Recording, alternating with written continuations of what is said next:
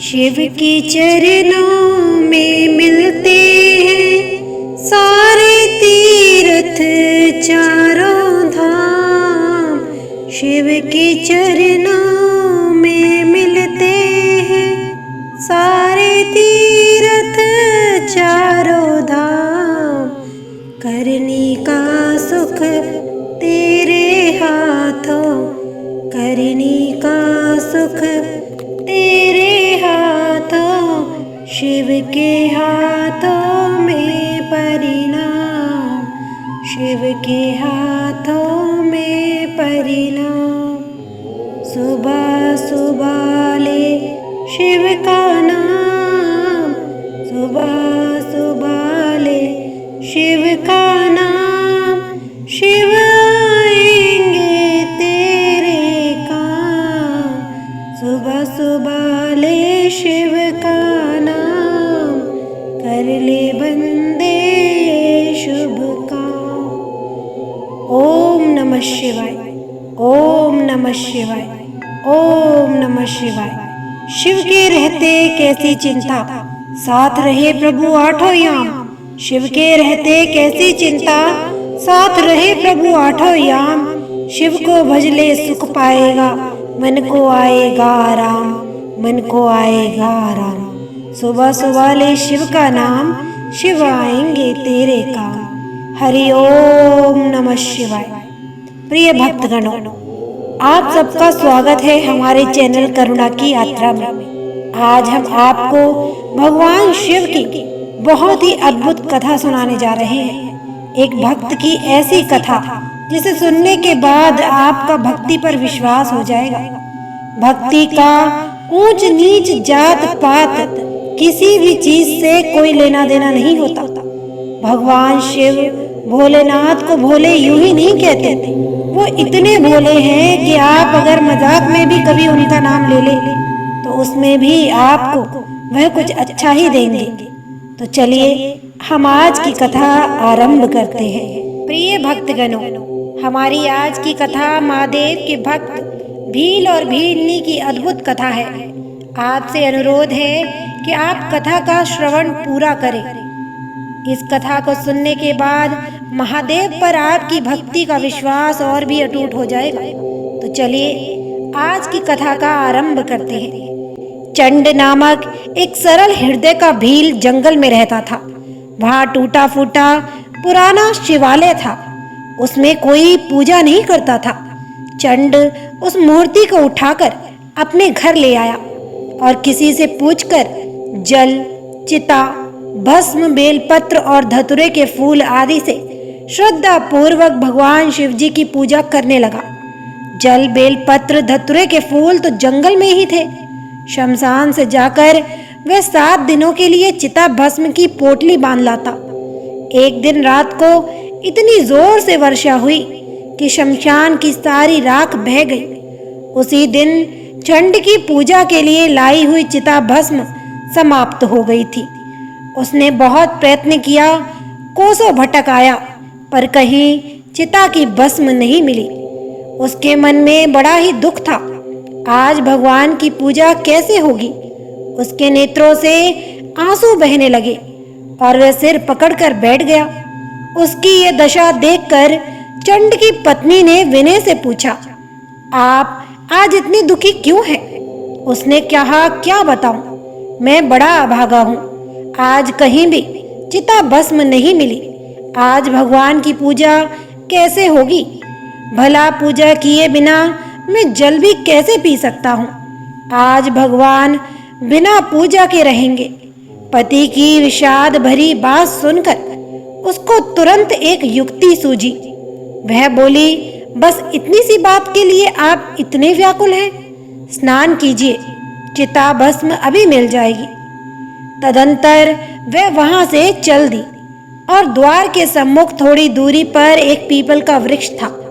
वहां जाकर उसने मिट्टी की वेदी बनाई और झोंपड़ी का सब सामान निकालकर उस वृक्ष के नीचे रखने लगी। पत्नी की इस चेष्टा को देखकर चंड ने पूछा, तुम यह सब क्या कर रही हो? और वह हक्का बक्का होकर पत्नी की ओर देखने लगा। उसके कुछ भी समझ में नहीं आया। पत्नी बोली, आप जल्दी स्नान करके भगवान को पीपल के नीचे वेदी पर बिठा दें।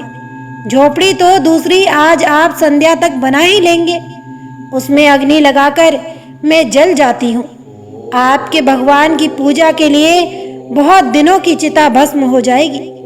जिस निरपेक्षता से भील वन पशुओं का आखेट करता था, उसी निरपेक्षता से भीलिनी अपने शरीर की आहुति देने की बात कह रही थी, जैसे वह एक साधारण खेल करने जा रही है। चंड ने पत्नी के मुख की ओर देखा। पत्नी के त्याग, प्रेम और भक्ति ने उसे प्रेम विहल कर दिया। भरे कंठ से उसने कहा, शरीर ही सुख है, धर्म और पुण्य का कारण है, तुम अपने शरीर को मत जलाओ। भीलिनी ने पति के चरणों पर सिर रखकर कहा, मेरे मालिक, एक दिन तो मैं मरूंगी ही। मेरा शरीर भगवान शिव की सेवा में लगे, इससे बड़ा पुण्य और क्या होगा। मैं बड़ी भाग्यवती हूँ कि मेरा शरीर भगवान शिव की पूजा में लगेगा। मुझे रोको मत, आज्ञा दो। नेत्रों से आंसू बहने लगे। वह बोलने में असमर्थ हो गया।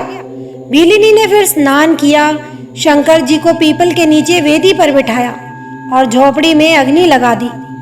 पति को पुनः प्रणाम करके वह भगवान शंकर की स्तुति करने लगी। श्रद्धा, पतिव्रत एवं त्याग ने उसके हृदय को शुद्ध बना दिया। उसके सारे आवरण ध्वस्त हो गए। विशुद्ध ज्ञान तो अनंत करण में ही है। उस दिव्य ज्ञान से परिपूत उसकी वाणी प्रेम से गद हो रही थी।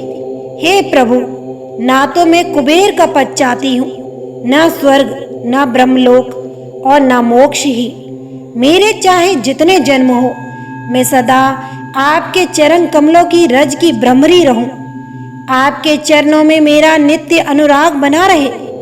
सर्वोच्च वर्ण में जन्म लेने, संपूर्ण शास्त्र विचार में समर्थ होने, विद्या पढ़ने आदि से क्या लाभ, जिसका चित्त आप परमेश्वर की भक्ति में लगा है। उससे अधिक त्रिभुवन में और कौन धन्य है। प्रार्थना करते हुए उसने प्रज्वलित अग्नि में प्रवेश किया। शरीर भस्म हो गया। चंड ने स्नान किया, पुष्प एकत्रित किए, जल डालकर थोड़ी चिता भस्म शीतल करके उससे पूजा की। आज उसके हृदय में अपूर्व भाव था। अंतर में पत्नी के त्याग ने प्रेम की धारा प्रवाहित कर दी थी। नैवेद्य लगाकर वह उन्मत्त की भांति भगवान के सम्मुख नृत्य करने को खड़ा हुआ। आज से पूर्व पति पत्नी दोनों भगवान के सम्मुख नाचते थे। आज वह अकेले नाचेगा। मैं स्वप्न तो नहीं देख रहा हूँ। तुम यहाँ कैसे? तुम तो अग्नि में जल गई थी ना। चंड चौंक पड़ा।